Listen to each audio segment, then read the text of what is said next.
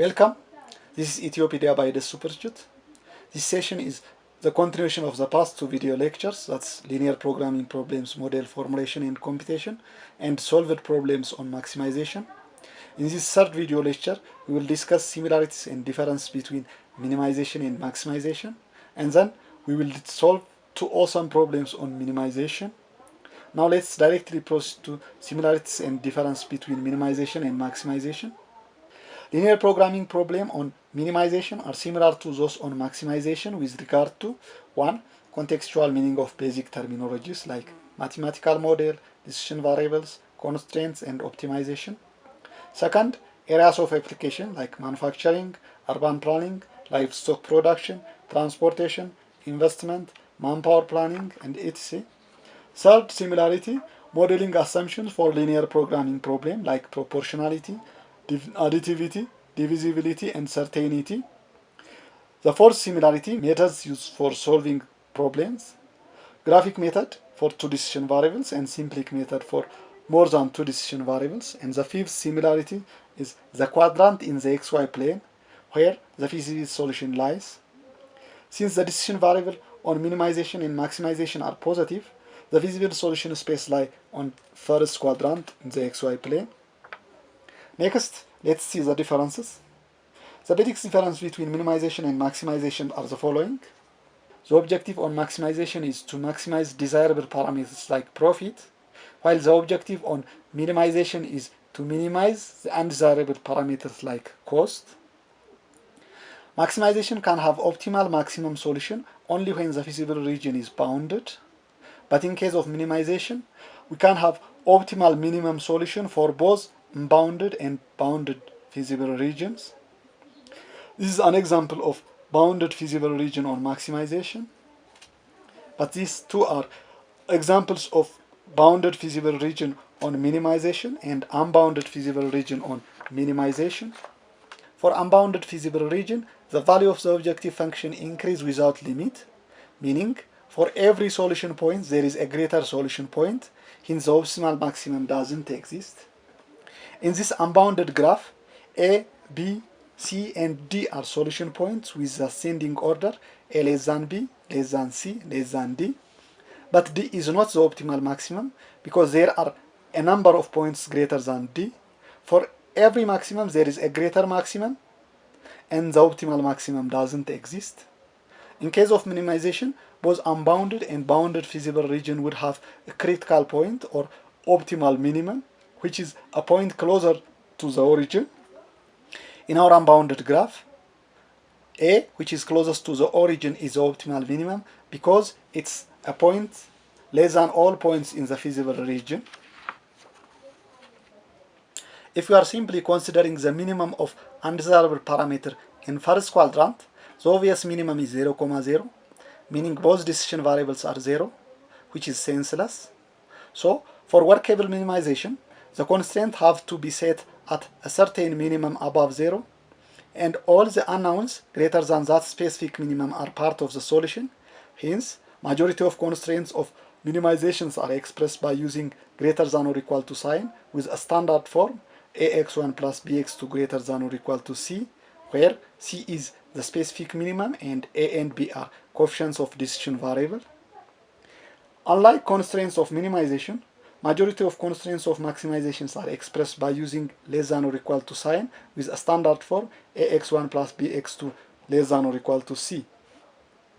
The signs less than or equal to and greater than or equal to are accompanied with two new terminologies that are slack and surplus, especially when they are converted to equation.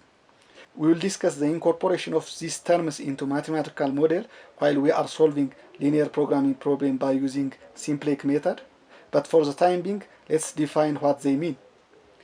Slack is any unused capacity or input for a less than or equal to constraint, while surplus is an excess quantity corresponding to a greater than or equal to constraint. Saying this, now let's step into solving linear programming problem on minimization. Question number 1. A physician ordered to his patients to use either pasta or chicken each day for his dinner in order to keep his cholesterol level to the minimum. The patient also needs at least 244 grams of protein 1000 gram of carbohydrate and 50 gram of vitamin C for dinner each month. The protein, carbohydrate, vitamin C, and cholesterol content of pasta are 10 gram, 64 gram, 4 gram, and 50 milligram respectively. The corresponding contents for chicken are 20 gram, 50 gram, 4 gram, and 60 milligram respectively. Over this time period, how many days should he have pasta meal and how many days the chicken meal, so that he gets adequate amount of protein, carbohydrate, and vitamin C, and at the same time keep his cholesterol level to the minimum.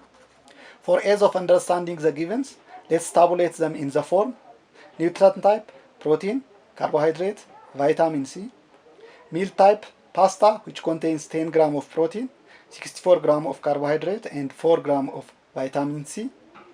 The other nutrient type, chicken, which contains 20 gram of protein, 50 gram of carbohydrate, and 4 gram of vitamin C. Monthly nutrient need of patient for dinner, at least 244 grams, that is greater than or equal to 44 gram of protein, greater than or equal to 1000 gram of carbohydrate, and greater than or equal to 50 gram of vitamin C. The objective is to keep cholesterol level to the minimum, so the objective function is cholesterol minimization. The unknowns are number of days the patient should have each pasta and chicken meal. So the decision variables are number of days the patient eat pasta and number of days the patient eat chicken. Cholesterol level reduction is subject to limitations of varied nutrient content of each meal and the monthly nutrient requirement of the patient. Hence, the constraints are nutrient content of each meal and the patient monthly nutrient requirement. Having these givens, let's proceed to solve the problem by following the step. Step 1, formulate mathematical model. Let x1 is equal to the number of days the patient eat pasta and x2 is equal to the number of days the patient eat chicken. The objective function z-mean is equal to 50x1 plus 60x2. 50, the coefficient of x1 is the cholesterol content of pasta, and 60, the coefficient of x2 is the cholesterol content of chicken. This objective function is subject to 10x1 plus 20x2 greater than or equal to 244, that is monthly protein need for dinner. 64x1 plus 50x2 greater than or equal to 1000, this is monthly carbohydrate need for dinner. 4x1 plus 4x2 greater than or equal to 50, this is monthly vitamin C need for dinner. x1 greater than or equal to 0 and x2 greater than or equal to 0, this is the non-negativity restriction. Step 2, draw the graph of each constraint and decision variables. Since both decision variables are positive, their graph starts from 0, 0 and then stretch upward and to the right. To draw the graph of protein need constraint, substitute the sign greater than or equal to by is equal to, and then draw the graph of 10x1 plus 20x2 is equal to 244. The y-intercept is 0, 12.2 and x-intercept is 24.4, 0. So the graph of 10x1 plus 20x2 is equal to 244 is a downward slope straight line starting at 0, 12.2 on y-axis and end up at 24.4, 0 on x-axis. To draw the graph of carbohydrate need constraint in the same xy plane, the equation of this constraint is 64x1 plus 50x2 is equal to 1000. Y-intercept is 0, 20 and x-intercept is 15.6, 0. Hence this graph is a negative slope straight line starting at 0, 20 on y-axis and end up at 15.6, 0 on x-axis. To draw the graph of third constraint, that is vitamin C, its equation is 4x1 plus 4x2 is equal to 50. Y-intercept is 0, 12.5 and x-intercept is 12.5, 0. Thus, this graph is also a negative slope straight line starting at 0, 12.5 on y-axis and end up at 12.5, 0 on x-axis. Step 3. Determine the valid side for all constraints. All constraints are with greater than or equal to sign. To determine the valid side for all constraints, take a point either above or below the constraint lines and then check whether that point satisfies each inequality or not. In this graph, 0, 0 is a point below the constraint lines. For protein constraint, that's 10x1 plus 20x2 greater than or equal to 244. Checking at 0, 0, 10 times 0 plus 20 times 0 greater than or equal to 244. meaning 0 greater than or equal to 244, which is false. For carbohydrate constraint, 64x1 plus 50x2 greater than or equal to 1000. 64 times 0 plus 50 times 0 greater than or equal to 1000, meaning 0 greater than or equal to 1000, that's also false. For vitamin C constraint, 4x1 plus 4x2 greater than or equal to 50. 4 times 0 plus 4 times 0 greater than or equal to 50, meaning 0 greater than or equal to 50, which is also false. So 0, 0 doesn't satisfy all the three constraints. Thus, all points below the constraint line are not feasible solution, meaning points satisfying greater than or equal to sign lie to the opposite or above the lines. Hence, the area marked with a small box is a valid site for all constraints. 4. Determine the feasible region and extreme points. The region marked with small boxes is feasible region.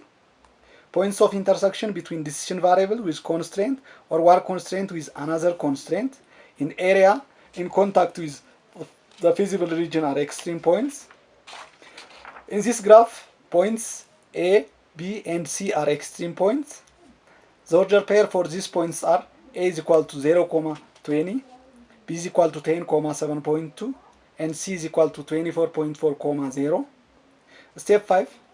Determine the number of days for each meal. Take the objective function and compute the cholesterol level at each extreme point. The objective function is Z-min is equal to 50x1 plus 60x2.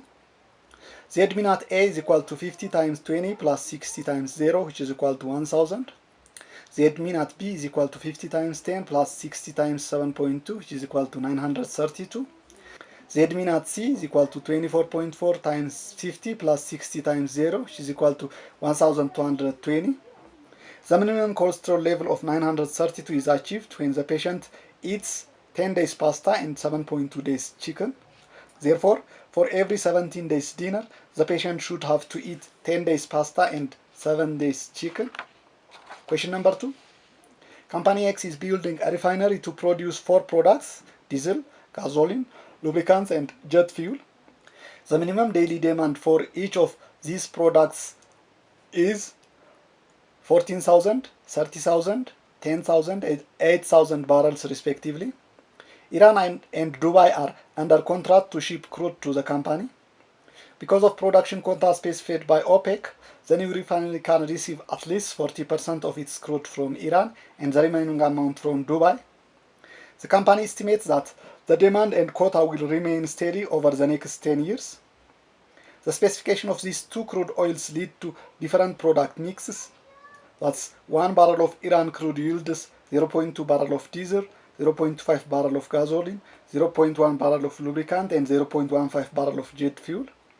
The corresponding yields from Dubai are 0.1, 0.6, 0.15, and 0.1 respectively. What should be the minimum capacity of the refinery in barrel per day? Let X1 is equal to barrel of crude from Dubai and X2 is equal to barrel of crude from Iran.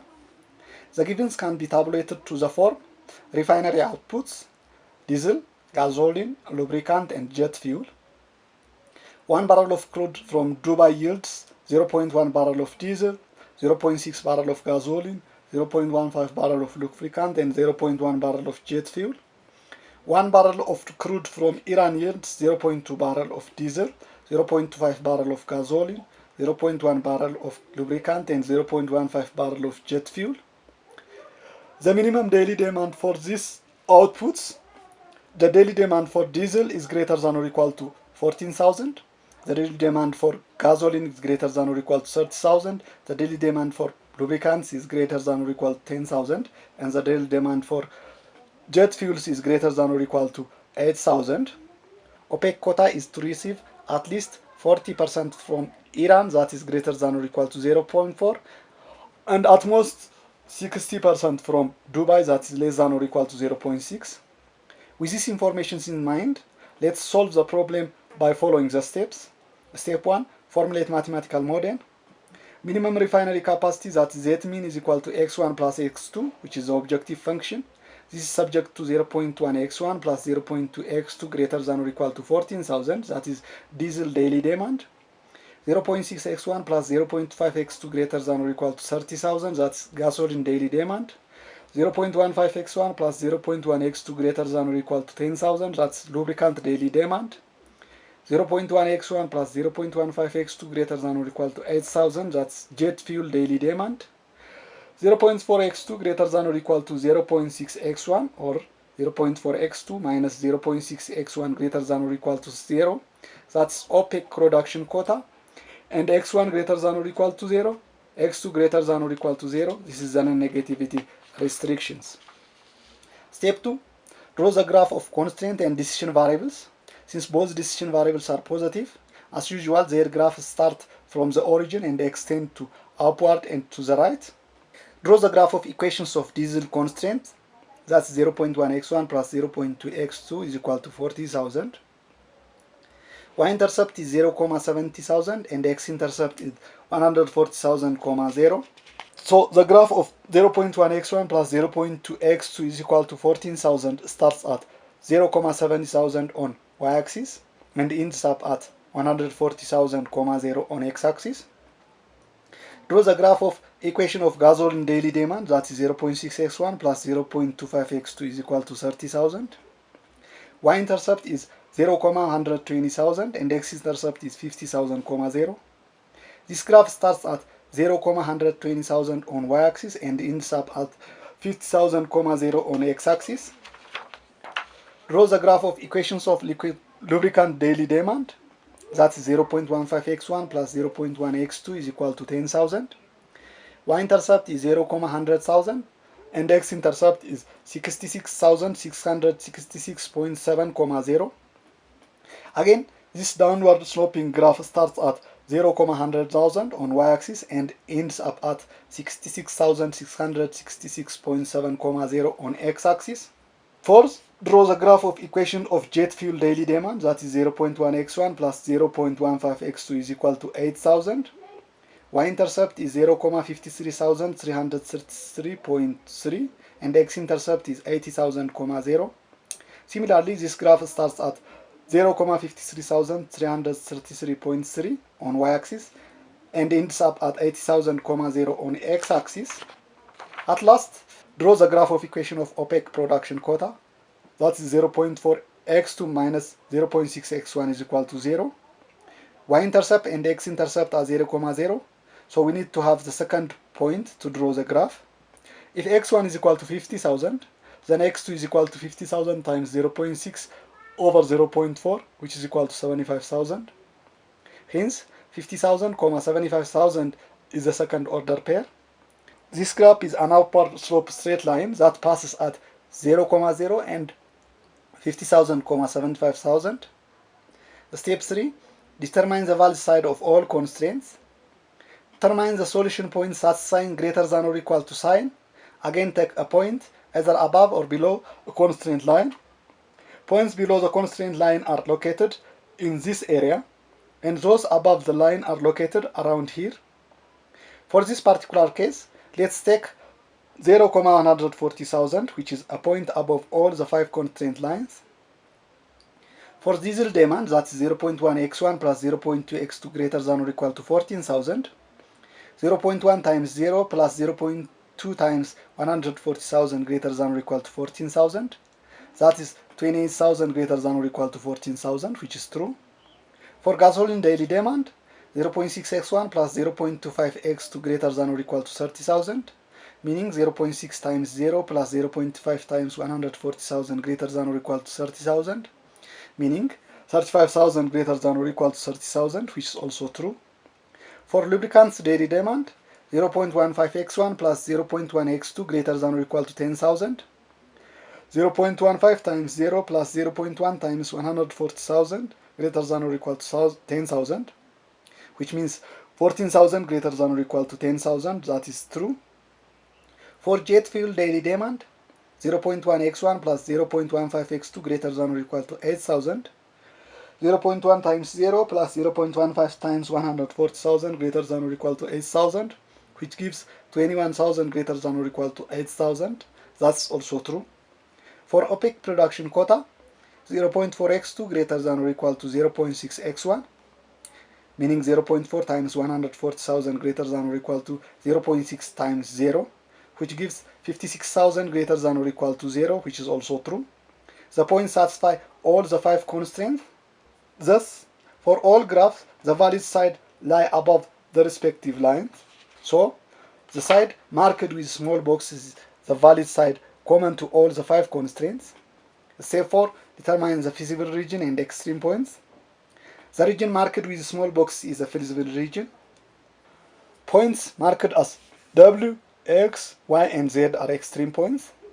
The ordered pair for these points are W is equal to 0, 120,000, X is equal to 22,222.2, 66,666.7, Y is equal to 30,000, 55,000, and Z is equal to 35,000, 52,500. Step 5 determines the minimum refinery capacity. The objective function is Zmin is equal to x1 plus x2. Zmin at W is equal to 0 plus 120,000, which is equal to 120,000. Zmin at X is equal to 22,222.2 plus 60,666.7, which is equal to 88,888.9. Zmin at Y is equal to 30,000 plus 55,000, which is equal to 85,000. And Zmin at Z is equal to 35,000 plus 50,500, which is equal to 87,500. Therefore, the minimum refinery capacity should be 85,000 barrel by receiving 30,000 barrel from Dubai and 55,000 barrel from Iran. That's all for today. Next time we will see simplex method for solving linear programming problems. Don't forget to subscribe, like or share this page. Have a nice time.